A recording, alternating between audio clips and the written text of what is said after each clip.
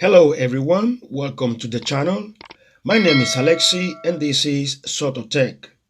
I've been using the Pixel 6 Pro for a week, and during this time I found few things I like and some others I dislike, and I like to talk about it and give you my opinion about them. I will start by saying that there is a lot to like about this phone.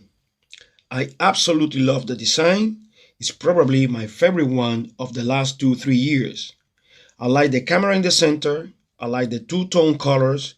I like the size, the width, and the square design. The only thing I'm still not fond of is the glossy glass back, but it is something that can be fixed with a case. I wish I could find a camouflage case for it, like these ones for these phones from Ring Fusion, but I haven't seen it, to my surprise. The phone is super responsive, and I don't even use the 120Hz refresh rate. I still don't notice that extra smoothness everyone's constantly talking about, and I prefer a longer battery life. For me, at 60Hz, it feels smooth and responsive enough. It has a great high resolution screen, which is amazing, and a treat to watch content here. A shame of this stupid hole punch that serves no purpose and I still don't like. Battery life and especially the stand-up time is very solid. Not great, but it will get you through the day with moderate heavy usage. The stereo sound from the speakers are not the loudest, but the quality of the sound is very good, with nice bass.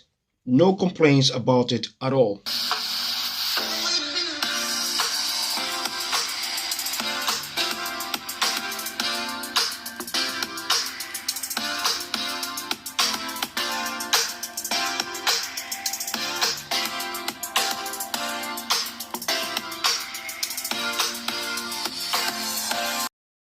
The fingerprint reader. Now, I know a lot of people have complaints about it, but it is the opposite with me. And this is from someone who is still not fond of the under-displayed fingerprint reader. But in this case, the reliability plus the vibration when you touch it has made it satisfying for me to use it. However, I still would prefer it on the power button. Now, there are three things that are making me question whether I should keep this phone or return it. Mind you, these are things that affect my own personal user experience and might not be deal breakers for some of you and have the same impact in your user experience. At least the first two I will talk about, but they do get into the way I've used phones all these years. Number one, multi-window split screen implementation. I love this feature and I use it a lot, basically several times during the day. It's not as well implemented as you can see on other phones, like on Samsung phones, for instance. Firstly, you cannot resize any of the apps. It stays half-half all the time. Not the worst thing about it, but I'm just warming up. Secondly, if I'm watching a YouTube video and want to open another app, then the video stops and I have to click to continue again after opening the second app. I don't like it. Just do it the Samsung way, like this. Eres, dime, dime cómo eres. Dime, dime cómo eres. Dime, dime cómo eres. Soy un tipo generoso. Soy un tipo respetuoso. Soy un tipo educado. Soy bastante organizado. Soy un tipo comprensivo. Soy un tipo creativo. Soy un tipo. Thirdly, you cannot select an app if it hasn't been previously opened. For that, you have to close the main app, let's say YouTube, open the second app, then open the main app again and do the split screen. Once again, the Samsung way is how it should be done. You see here, you have all the apps you can open even if you haven't used it for months. Now, having said that, and on a more positive note, is that As incomplete as it is, at least the feature is here and it's better than nothing. There are some phones from certain manufacturers that don't even offer it, which is worse. Another feature that is now well implemented, in my opinion, is the one-handed mode. With the Pixel 6 and 6 Pro, Google decided to do a more a la iPhone with this reachability mode. Once again, I prefer the way Samsung and other brands do it. Unfortunately, even Xiaomi also switched to this one-handed mode a la iPhone, which I only realized a couple of days ago. Why Xiaomi? Why? The problem with this one-handed mode is that one is forcing me to group all apps on this side of the screen so I can reach them comfortably with my thumb.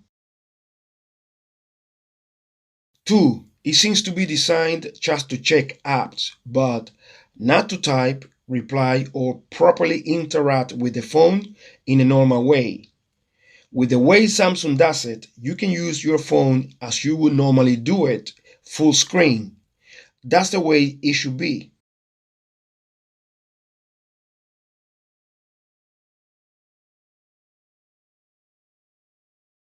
Now, the third issue, and this one is the most concerning for me, and it has to do with the camera.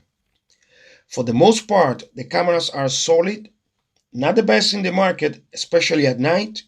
The Pixel lost that crown like 2 years ago. However, the pictures you get from this phone, especially selfies, are stunning. My main concern about the camera is with video recording at 4K and 1080p 60 frames per second with the rear cameras. I'm experiencing overheating issues with these resolutions. The video recording starts crashing after a while, and I get the warning that the phone is too hot and I should turn the camera off and wait until it cools down. That's very disappointing, and I'm not happy about that because I thought that by now this issue would have been sorted after several updates. I do want to keep this phone. There is something about it very likable and enjoyable, but those three things do get in the way of my personal user experience. Also, a shame it doesn't come with micro SD card and headphone jack, something that obviously I knew before buying it and was ready to give up, but now that, together with the issues I mentioned, makes me question whether I should keep it or return it. I'm checking some launchers or apps to see if I can sort of solve at least the multi-window split screen and the one-handed mode limitations, so any suggestion would be appreciated. Okay, these are the things I wanted to talk about the Pixel 6 Pro after my first week of usage. Let me know your opinion and experience about it. See you in the next one. Hasta la vista.